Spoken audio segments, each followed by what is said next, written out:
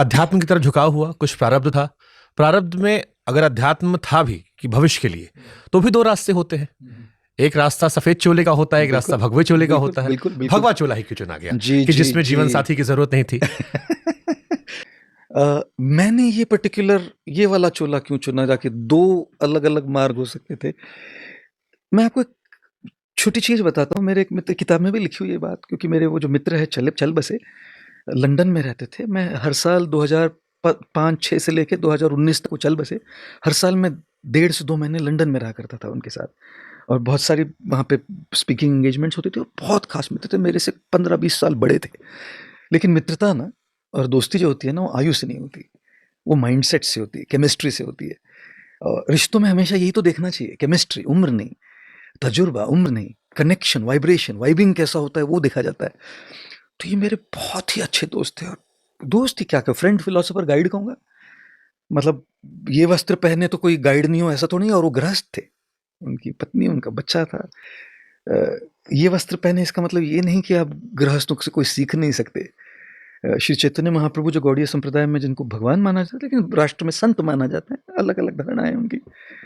वो जब कहीं भी यात्रा के लिए जाते थे तो गृहस्थ बड़े सार्वभौम भट्टाचार्य, उनका ये सन्यासी थे, उनका आशीर्वाद लेने जाया करते थे।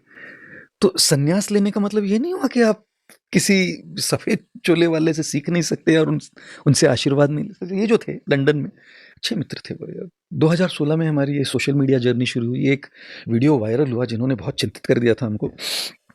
उस वीडियो की वायरलिटी के बाद और वीडियोस लोग निकाल के डालने लगे। तब किसी ने हमको सजेस्ट किया कि आप जब तक कॉन्शियसली ये काम नहीं करेंगे तो लोग तो यहाँ से उठाकर कुछ मजाक बनाएंगे इसका। तब लेकिन एक बहुत बड़ा सवाल हमारे जहन में आया कि अगर इसमें घुस गए ना तो ये पाथ ऑफ नो रिटर्न है, इससे लौट के आना बड़ा मुश्किल है। और ये कपड़े पहन रखे हैं, एक बार घुस गए, ये सेलिब्रिटी मंक, ये ऑक्सीमोरॉन है, ऑपोजिट वर्ड्स है वो। सेलिब्रिटी और मंक कैसे हो सकता है? इसकी बड़ी चिंता थी, लगी थी कि कैसे जाएगी, तो लौट के कैसे आएंगे, दोबारा लौट के आने की कोई गुंजाइश नहीं।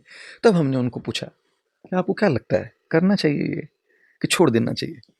उन्होंने जो जवाब दिया हमको, उसी में यह जवाब है कि सफेद और गेरुए में ये क्यों चुना।